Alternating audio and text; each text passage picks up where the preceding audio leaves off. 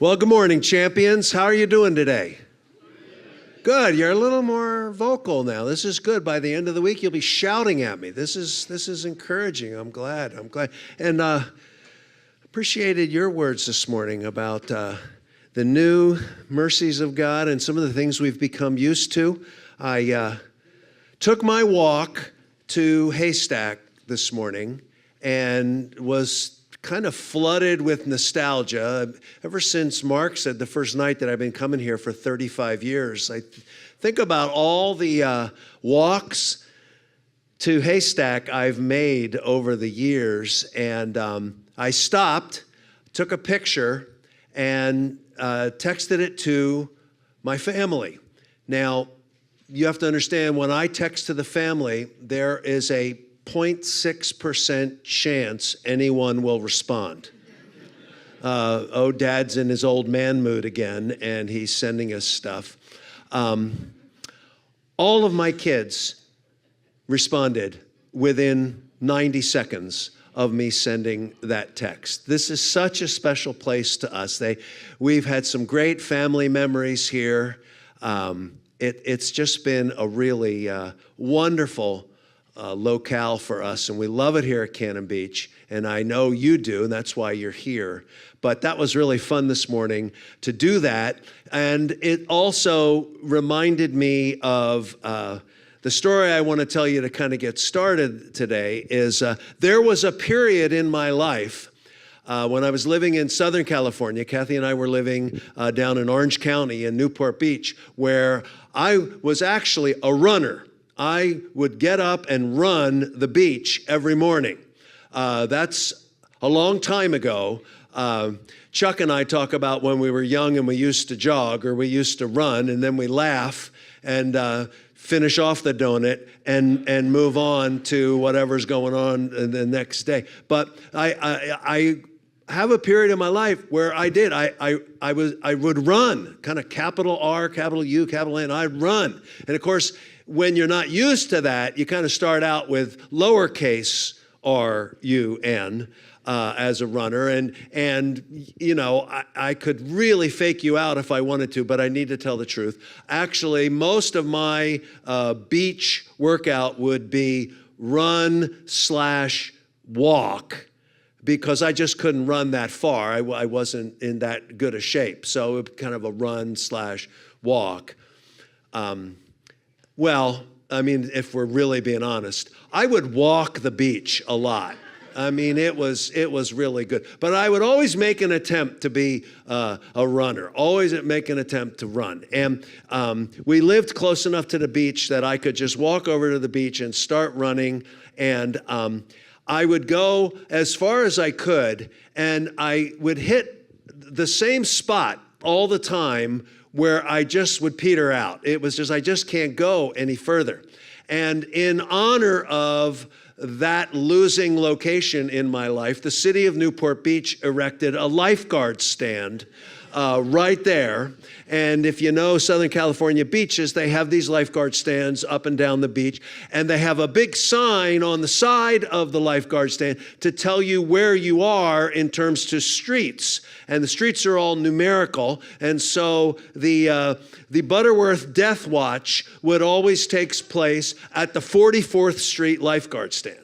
And I would try every morning to get past that 44th Street lifeguard stand and just couldn't. I mean, it just wasn't physically possible for me to do it. And I was really very discouraged about that, because I had committed to it. I was watching what I ate, and I was, losing weight. And I just really wanted to be able to say, I don't just walk, I actually run.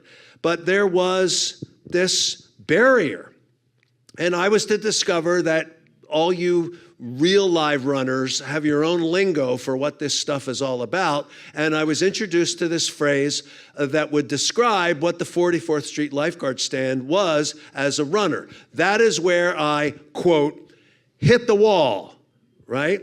And I was to discover that the real live runners, like guys and gals that run marathons, the 26-mile thing, that there is a most common spot where marathon runners hit the wall. I mean, you can just count on it. In this area of mileage, you may hit the wall. And so you have to will yourself through. You have to somehow put the energy together so that you can get past that. Well, I wasn't doing 26 miles, but I certainly knew what hit the wall was all about. And I would hit that, and then I would just kind of, in defeat, walk back what I had already run and come back home, and oh, boo-hoo, my wife would have to listen to me. You know, I hit the wall again, and that was it.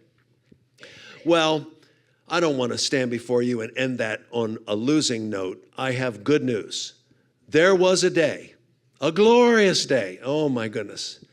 I started out my run walk like I normally do, and I got closer and closer to the 44th Street lifeguard stand. And sure enough, as I got right on top of it, my body started collapsing again. And I thought, oh boy, this is not going to work. But somehow, and you know, I've tried to read the medical journals and I've tried to talk to professionals. Nobody can fully explain this to me in a believable way. But there is a phenomenon where a runner can actually, this is the best way I can say it, run through the wall and actually allow that wall to re-energize you so that when you move past that lifeguard stand, you're actually running in a more refreshed mode. I mean, that's ridiculous, isn't it? I mean, that you can do that and be in charge of your body in such a way that you can move past. Runners call that experiencing the second wind. I was on fire, baby. I ran all the way to the place I wanted to go, and then I ran back, and I came home, and I hugged Kath, and I was sweating, and she's like, what is wrong with you? I got through the wall. I got the second wind, and I'm calling on my kids, and I'm texting people, and it's like people that don't even know me, they're like, uh-oh, he's genuinely gone off the rails this time. But I was so excited because I had an experience where I was able to move through the wall and experience that second wind. Well, I wasn't aware of it at the time, but it became a very meaningful metaphor for me in my life. Because I began to realize that as we saw the first night, the Bible talks about our life as a race. Now, I'm not racing when I'm running on the beach, but I'm running, so I can understand that kind of lingo. And it's like there are different times in our race where our pace changes. It's easier at some points. It's more challenging at other points. And we seem to move through various phases of our life as we grow older in running life's race. And so I became very enamored with this and studied the scriptures with that in mind and began to see that, you know what? There are all kinds of stories in the Bible of men and women, couples, singles, you know, that young, old, who bear this out in the way their life is foretold, whether it be in the Old Testament historical books or whether it be in the Gospels or whether it be in the book of Acts where you see the lives of Peter and Paul. You see that these people have this thing going on in their life. And what this thing is, and this is where you have to jump with me, we're going to leave running and go to another favorite metaphor of mine. Your life, my friends, my champion friends, your life is a book that's being written chapter by chapter. And some of you are in the most glorious chapter of your life right now. You want this to be the longest chapter in your book because it's so good. Woo! Come to mama. This is amazing, all right? And then there are others on the complete opposite side of the scale. Dear God, how long must I endure this painful chapter of my life? I am at the place where I don't feel I can actually hurt any worse than I hurt right now. And then many of us are somewhere in between, where there are all these issues going on in our lives. And I'm not talking about, a sociologist or a psychologist or, a survey that will say the average American experiences this when they're 40 or this one. I'm talking about your personal life. You don't have to match any set of, stats. This is how God has opened up your book, your life, and you can see that these chapters unfold. Now, I want to look at a very famous biblical character this morning, the character of Moses, who has a wonderful biography of the many chapters or phases of his life. But before we look at him, I want to do one more thing as kind of setup, and that is just putting out some possible suggestions in answer to the question, what does it look like to hit the wall in life? Well, here are some symptoms that I've jotted down. Disappointment. Life did not turn out like I thought it would. We talked about that a little bit last session. Regret. I wish I had done some things in a different way. Failure. There's no other way to put it. I blew it. I just flat blew it. Deep frustration. I feel so unsettled. I'm churning inside constantly. Or lethargy and fatigue. I have lost my energy towards life. The only thing I look forward to are naps. Okay? Depression. I'm sad about everything. Cynicism. Why is everyone else so stupid? And I'm the only one who knows how to make things right. Cynicism, which may lead to this one. Isolation. Nobody wants to be around you, you cynic. I'm better off not reaching out. I'm going to pull the world in around me. Every time I reach out, I offend somebody and they get mad at me. Fear or anxiety. I'm scared. Anger. Why is everyone blaming me? This is not my fault. Confusion. It should have worked. I don't understand. No dreams. Why should I dream? They never come to pass. No fun. Life is boring. No hope. God's not even interested in me anymore. Well, life's a marathon, friend, and we need to get through hitting the wall and move to that new chapter, that second wind, that second chance that we have for something different in our lives that will be a blessing to us. Now, in looking at the life of Moses, you have your printed outline in front of you. You see the different phases that we're going to go through. There was actually two ways I thought of to go through the life of Moses. One was, I thought we would all stand as I read aloud the first 5 books of the Bible.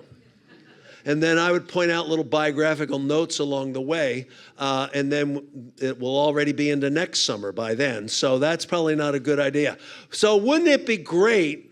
Here's something many of you either don't know of or haven't heard of in a million years. Wouldn't it be great if there was a Cliff Notes version of Moses' life? Who knows Cliff Notes? Anybody remember Cliff Notes? Yeah, it's all my peeps again, all right? Yeah, it's like that wonderful summary that you could use to write the book report while you're sitting there shaking your head. Why did I get assigned, Little Women? I don't even get this. So anyway, if there was a summary, and there is, when Stephen gave his defense in Acts chapter 7, he basically walked through the entire Old Testament as part of his defense before the Sanhedrin group.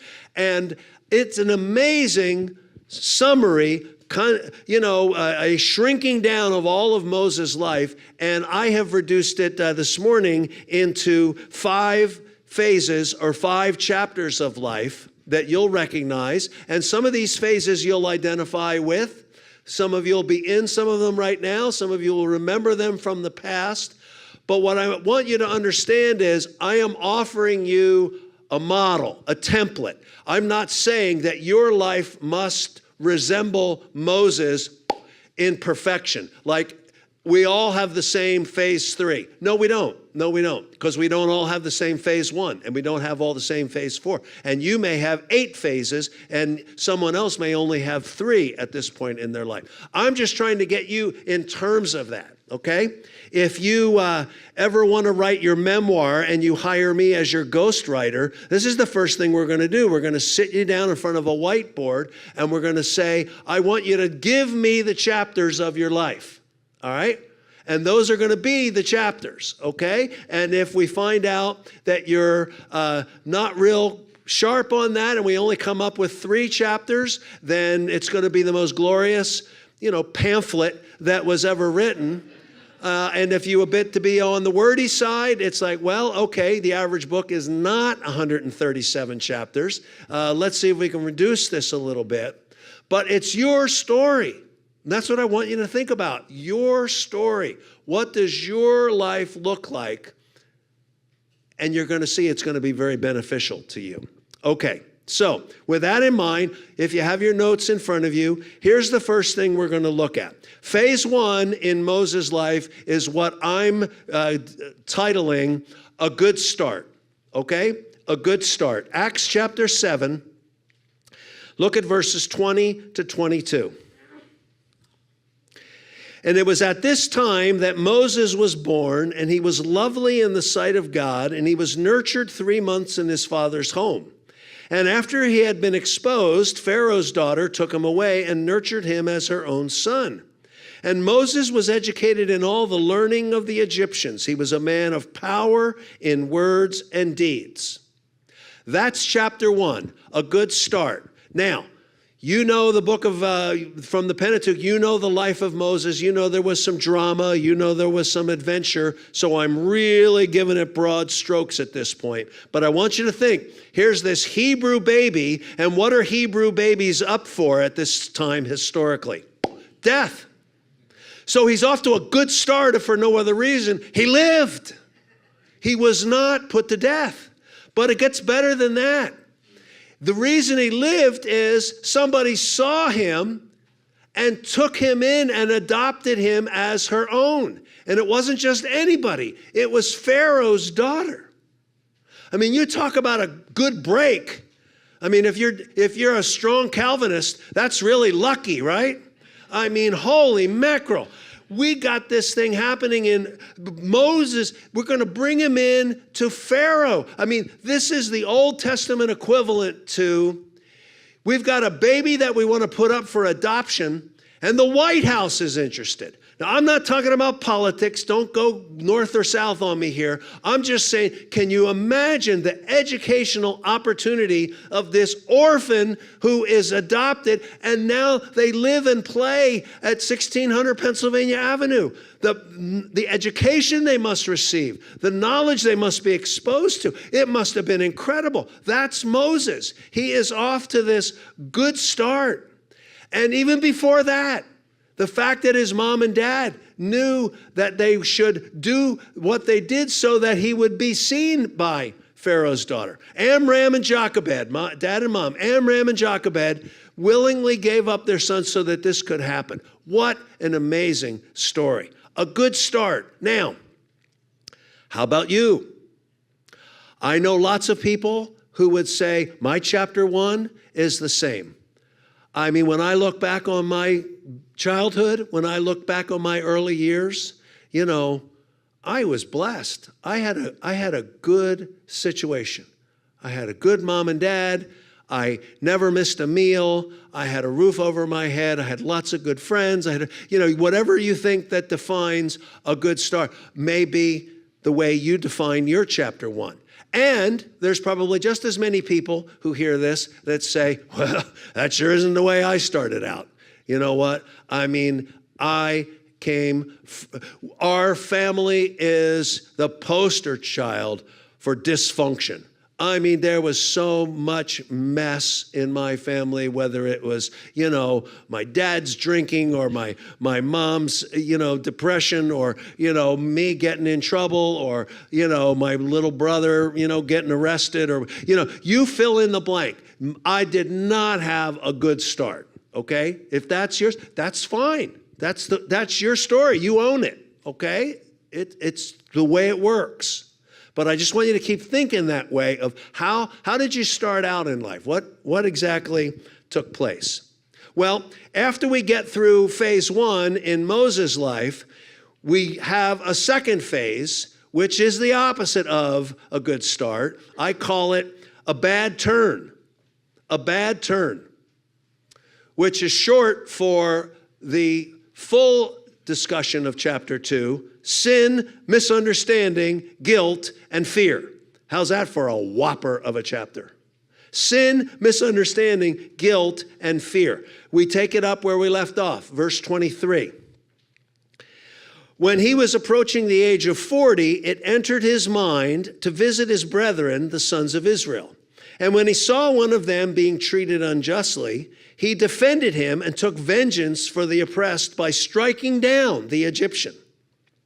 And he supposed that his brethren understood that God was granting them deliverance through him, but they did not understand. And on the following day, he appeared to them as they were fighting together, and he tried to reconcile them in peace, saying, "Men, you are brethren. Why do you injure one another?" But the one who was injuring his neighbor pushed him away, saying, "Who made you ruler and judge over us? You do not mean to kill me as you killed the Egyptian yesterday, do you?" So at this remark, Moses fled. Not a good deal. Moses, confused at the least, he's this Hebrew who is now being raised as an Egyptian. So you got this kind of cross-cultural thing going on here. But he's true to his lineage. I'm a good Hebrew boy, and he happens upon a good old, back alley behind the bar fist fight one night. And it's a Hebrew versus an Egyptian. And Moses can't stand to see how the fight was going, so he decides to come in and help the Hebrew fight the Egyptian. And he's quite effective. He kills the Egyptian. So by the way, if there's any question about bad turn, it's murder. Okay? And I always have to pause there because I think, whoa. Wait a minute. This is Moses. Moses? Murder? I thought he was Charlton Heston. I thought he was, beyond belief. I thought he was the hero of the Old Testament. Yes. Moses. Murder. I'm probably not looking in the sea of faces of murderers, but I bet I'm looking at some who say, well, I wasn't a murderer, but it's really close. I was a bad dude. Bad dudette. And you're not proud of it? It was a bad time. I had a good start, and then I went off to college. I had a great start, and then that crazy first marriage. I had a good start, and then I just got wackadoodle one night, and it's bad deal.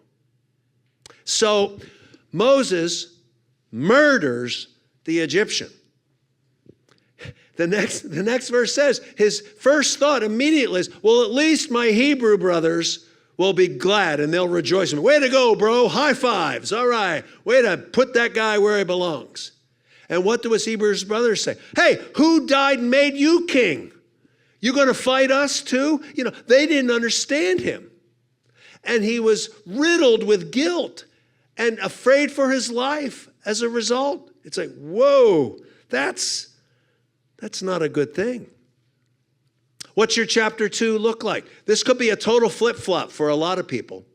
Growing up in a really messed up home, but chapter 2 is a good turn. You met the Lord in a Young Life meeting or at a campus crusade at your college campus, or you went to hear a debate and heard someone present the gospel, or you had a youth pastor who was the pit bull of love and just held on to you. And now all of a sudden life was different because you met the Lord. There's in crazy ways so you can put your chapters together, but is that working for you? You get what we're talking about here? Moses has a good start. Then he takes a bad turn.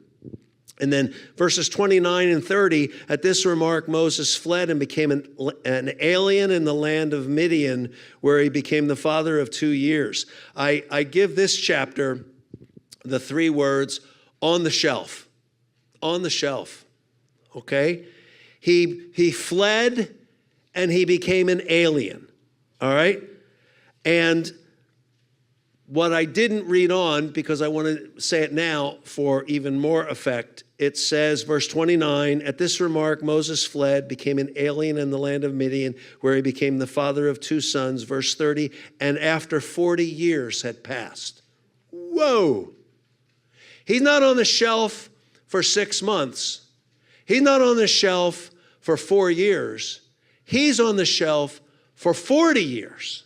40 years in the wilderness. Okay, now we know from the more expanded biography in the Old Testament, he meets a woman, marries the woman, and goes to work for his father-in-law. And his father-in-law is basically tending sheep. And so Moses is 40 years in the wilderness just hanging out with animals.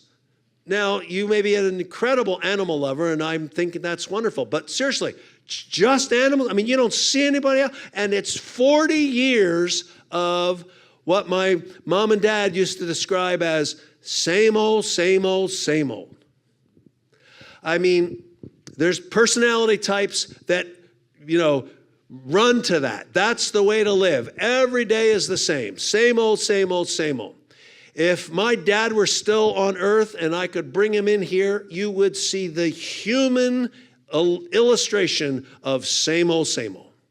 My dad got up at the same time every day I knew him, whether he was working or not. Got up at like 5 o'clock, had a cup of coffee, had a bowl of cereal, till the day he died. I mean, he added a little bran with the cereal later in years, but essentially it was cup of coffee, bowl of cereal, got in the car, drove down to Center City, Philadelphia, worked on the railroad, came back home every night, walked in the door the exact same way, had a copy of the Philadelphia newspaper tucked under his left arm. It was the same old every day.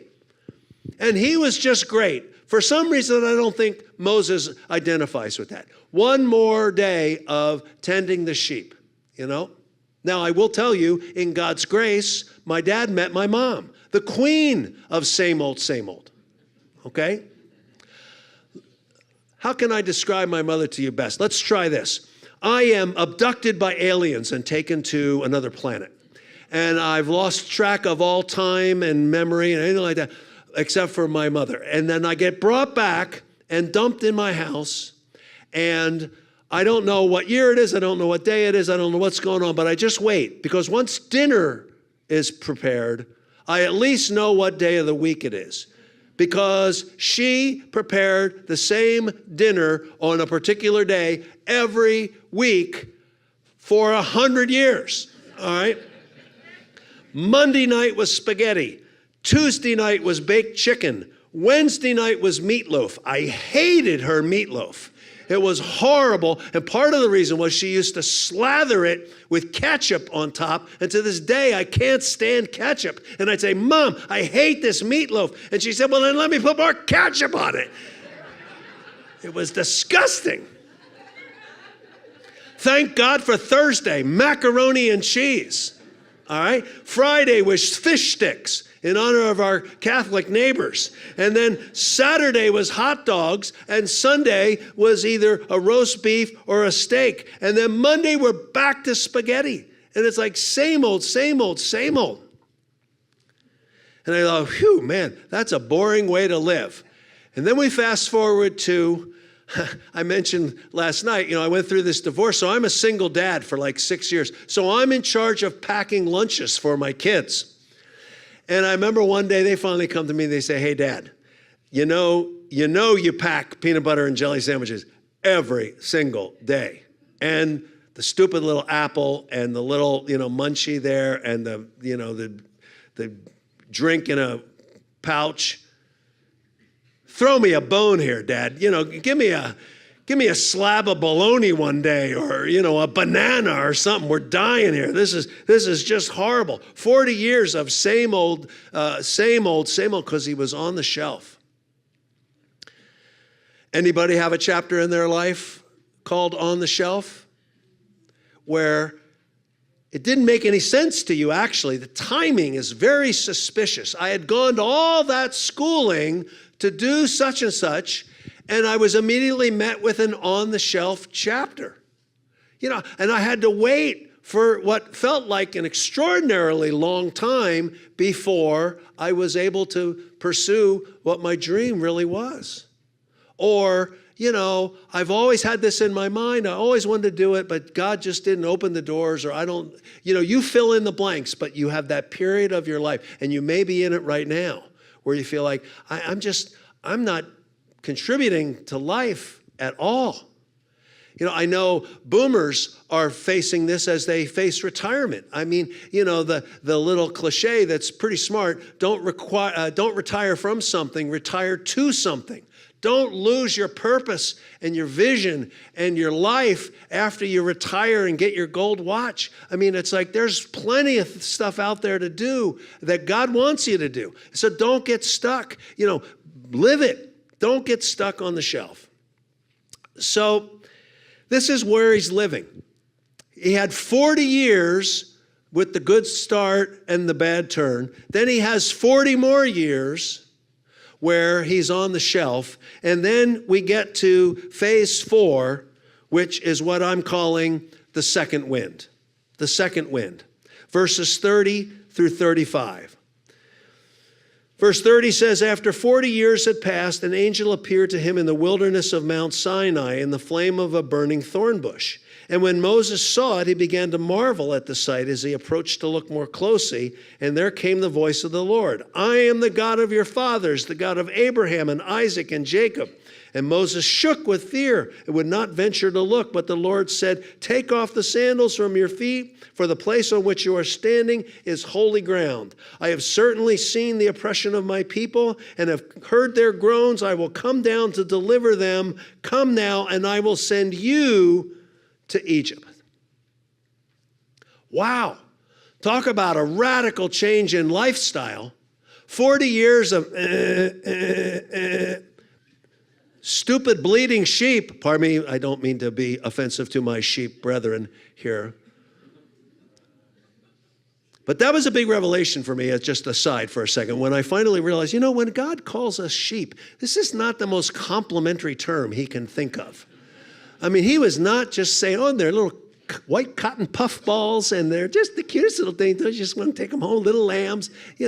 Come on, stinking sheep. Anyway, 40 years of meh. And now all of a sudden, the holy God. It's like, oh my goodness. And it's the classic Old Testament miracle. It's the burning bush. I call it the double-barreled miracle. Because he sees the bush, and miracle number 1, it's on fire, but it doesn't burn up. And miracle number 2, if that's not enough, it talks. A speaking bush that doesn't burn up. What the heck? What is going on here?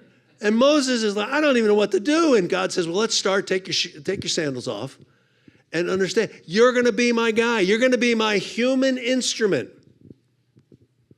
And, again, go back to the Fuller biography. Moses responds with things like, I don't speak. I stutter.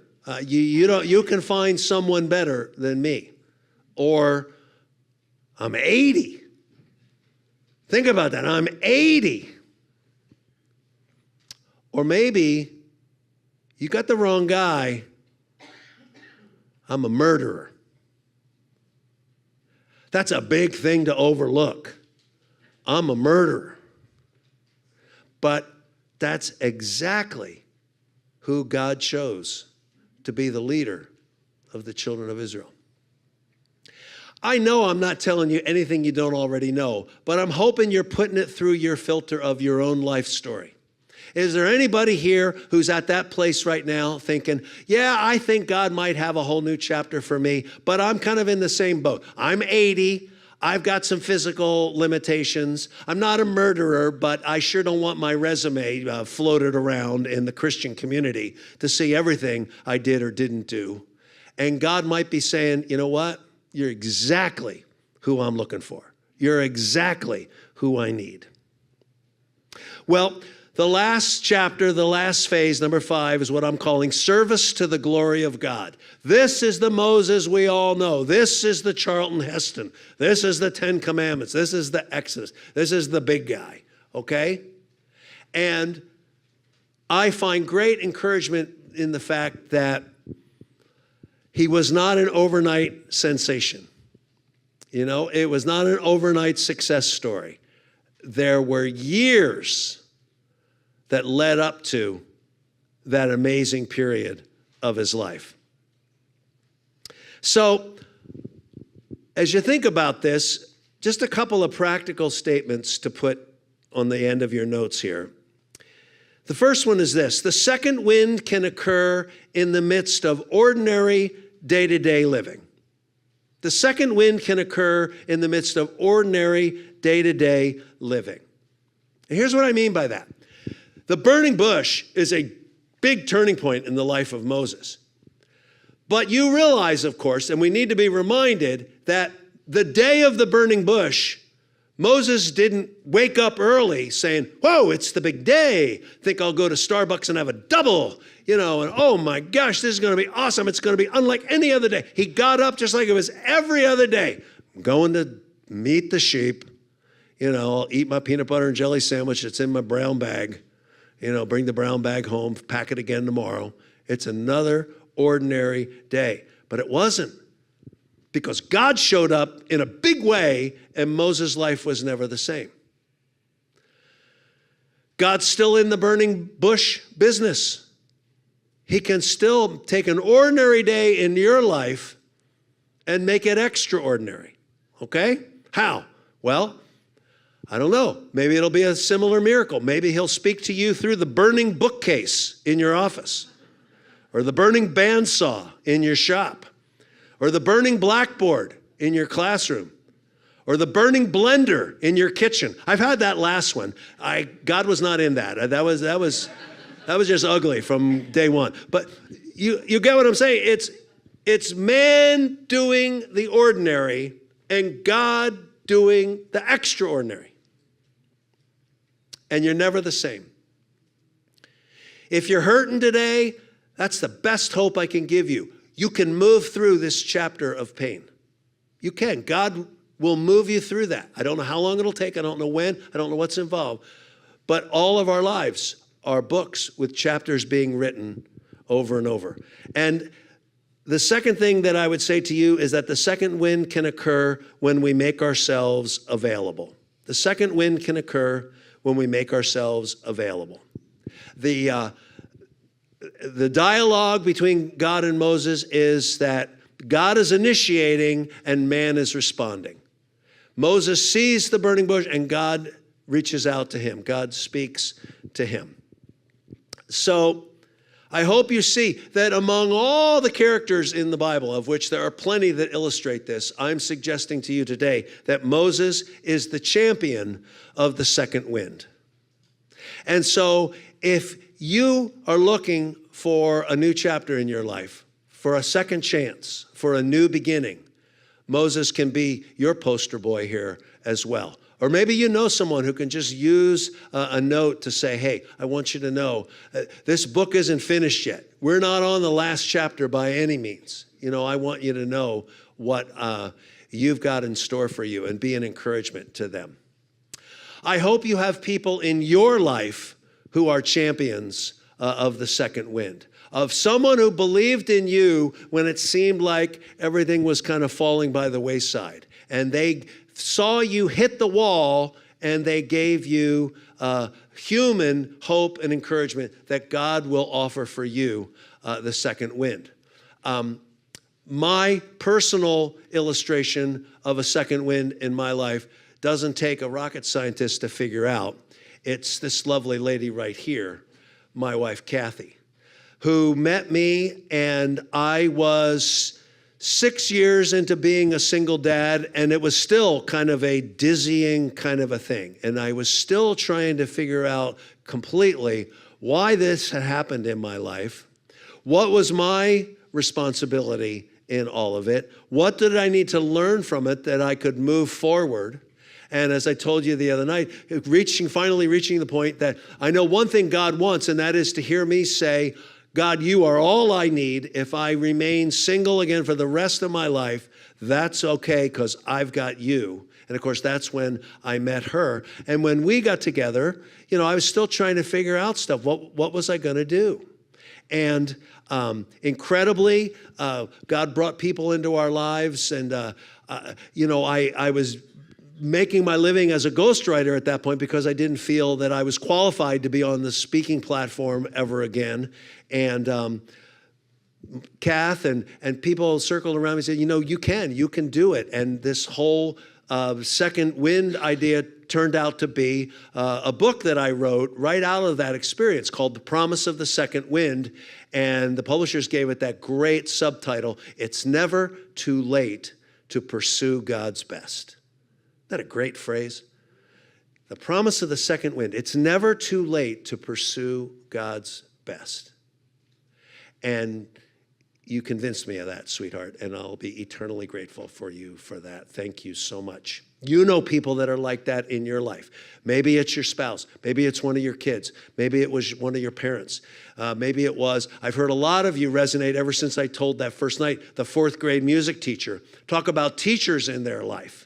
Mine wasn't fourth grade and it wasn't music, but it was eighth grade and it was biology or whatever. And that guy, that gal was an amazing influence in my life. We've got so many people to be thankful for that were true champions in our life. Moses is a champion of the second wind.